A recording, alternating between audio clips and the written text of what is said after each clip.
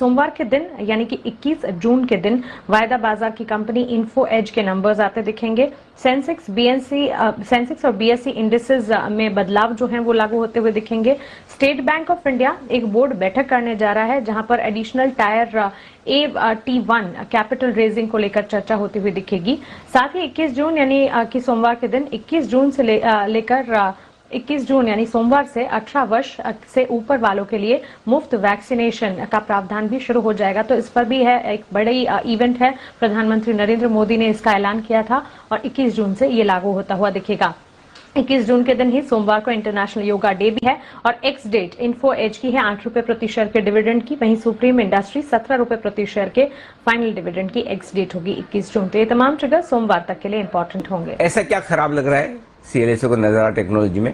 कुशल बताने के लिए तैयार है, क्योंकि इसलिए जानना भी जरूरी है। आईपीओ को रेस्पॉन्स बड़ा अच्छा मिला, लिस्टिंग दमदार हुई, उसके बाद और भागा, और जिन लोगों के पास है अब वो जानना समझना चाहते हैं भाई हुआ क्या है। तो कुशल बताइए क्यों सीएलएसए नाराज है? नाराज मतलब क्यों, ऐसा उनको पसंद नहीं आ रहा? बिल्कुल रणजी, और 4-5 बड़े पॉइंट्स हैं जो उन्होंने हाईलाइट किए अपनी रिपोर्ट में, तो वो मैं आपको संक्षेप में बता देता हूं। सबसे पहला तो अगर आप देखें तो कंपनी एक्सपेक्ट कर रही है, सीएलएसए एक्सपेक्ट कर रही है कि कंपनी का कंपटीशन जो है वो काफ़ी इंटेंसिफाई आगे होने वाला है, क्योंकि भारत में जो मोबाइल गेमिंग स्पेस है वो काफ़ी ज़्यादा लोग जो है अब उसमें एंटर करने वाले हैं। खासकर अगर आप यहाँ पर जो वो नाम ले रहे हैं जिसमें जियो गेम्स, ड्रीम 11, MPL और पेटीएम फर्स्ट गेम शामिल हैं, तो उनकी तरफ से जो कॉम्पिटिशन आता हुआ नजर आएगा उससे इनकी आय पर हो सकता है कि आगे के लिए असर पड़ता हुआ नजर आए। इनफैक्ट भारतीय मोबाइल गेमिंग मार्केट में जो ई स्पोर्ट्स है, जहां पर इनकी काफी बड़ी पोजीशन है और जो लीडरशिप है, उसमें केवल 10% हिस्सा ही अभी ओवरऑल जो मोबाइल गेमिंग मार्केट में है वो ई स्पोर्ट्स का है। तो अब ये चीज पर कहीं ना कहीं हो सकता है कि आगे के लिए सीएलएसए को ये संदेश जा रहा है कि ये e sports as a space, as a niche segment जो है और ज्यादा ग्रो कर पाएगा, और कितना ग्रो कर पाएगा, और ओवरऑल अगर आप मोबाइल गेमिंग मार्केट की बात करें तो उसमें ये कितना शेयर ले पाएगा। तो इसको लेकर आगे देखना होगा कि किस तरह की प्रतिक्रियाएं बनती हैं। और वैल्यूएशन वाइज भी कंपनी को, सीएलएसए को ये काफी महंगा लग रहा है। खासकर अगर आप देखें तो जो ईवी बाई सेल्स हैं FY23 की, वो 6x पर ट्रेड करती हुई नजर आ रही हैं इनके हिसाब से, और साथ ही ईवी बाई एबिटा जो है वो 29 टाइम्स जो है वैल्यूएशन के लिहाज से ये देख रहे हैं। और एक पॉइंट इन्होंने हाईलाइट किया है, जो अंतर्राष्ट्रीय कारोबार है से इनका 60% रेवेन्यू आता है, और करेंसी रिस्क अफ्रीका में उसको लेकर इनकी थोड़ी सी चिंता है, और साथ ही जो नॉर्थ अमेरिका में अगर कोई रेगुलेशन चेंज होता है गेमिंग को लेकर तो वो भी एक बड़ा कंसर्न ये हाईलाइट करते हुए दिख रहे हैं। इनफैक्ट अगर आप शेयर की चाल भी देखेंगे तो जब से लिस्ट हुए है तो बहुत ज्यादा मूवमेंट नहीं है, करीब 0.7-0.8% की गिरावट हमें देखने को मिली, और पिछले एक महीने में करीब 5% गिरा है।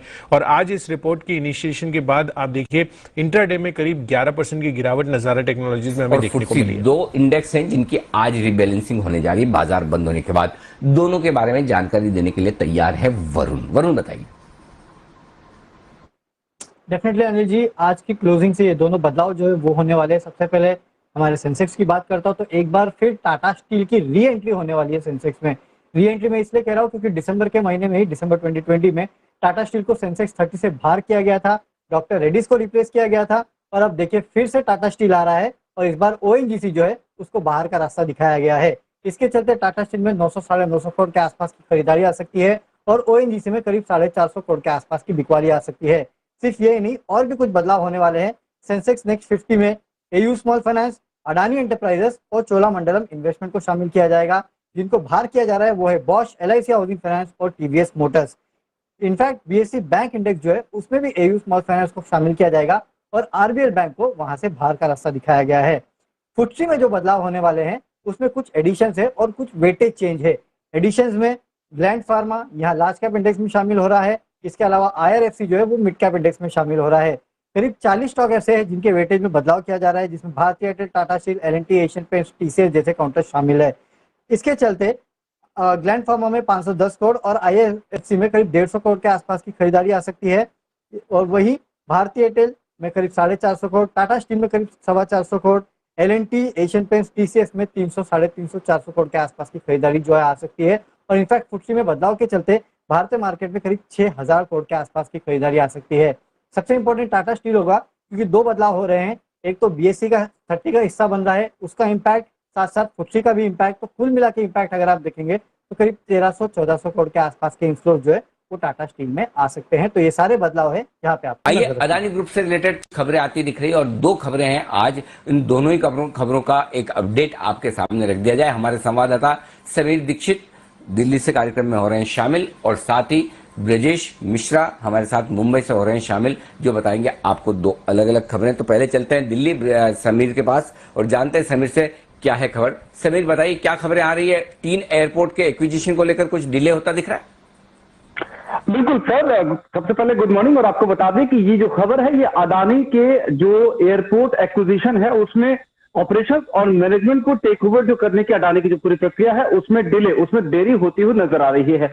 ये बात सामने आ रही है कि अडानी 3 एयरपोर्ट जिसमें गुवाहाटी, त्रिवेंद्रम और साथ ही जयपुर, ये 3 एयरपोर्ट जिसको पिछले साल अडानी ने बिडिंग प्रक्रिया में जीता था, उसके टेक ओवर में अडानी ने को देरी हो रही है और अडानी समूह ने एयरपोर्ट अथॉरिटी ऑफ इंडिया को बकायदा चिट्ठी लिख करके अतिरिक्त मोहलत की मांग करी है।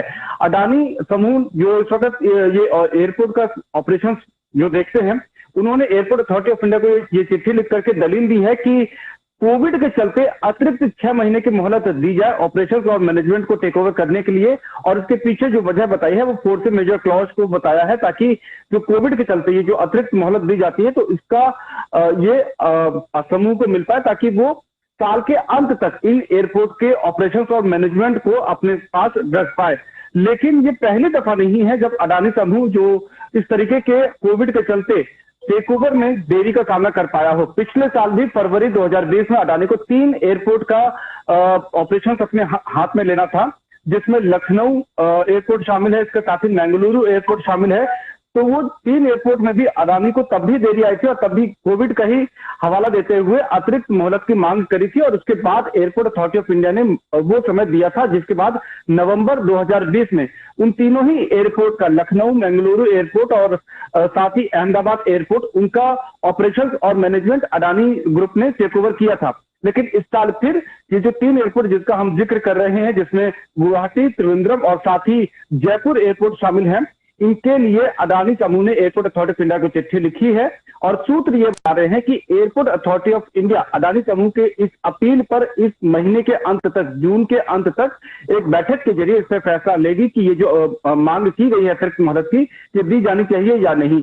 ऐसा इसलिए क्योंकि 2 विचार सामने आ रहे हैं कि लखनऊ एयरपोर्ट तो जैसे जहां पर कोविड के ज्यादा केसेस है वहां पर इस तरीके की रियायत या छूट देना समझ में आता है, लेकिन कुछ एयरपोर्ट जहां पर जिन राज्यों में ज्यादा कोविड के केसेस नहीं है, क्या वहां पर ये अतिरिक्त मोहलत दी जानी चाहिए या नहीं। तो इस तरीके के विचार हैं सरकार के भीतर, एयरपोर्ट अथॉरिटी ऑफ इंडिया के भीतर, और इन्हीं विचारों के साथ में एयरपोर्ट अथॉरिटी ऑफ इंडिया इसी महीने के अंत में बैठक करके ये जो अतिरिक्त मोहलत मांगी है अडानी समूह ने, इस पर फैसला लिया जाएगा। जी सर।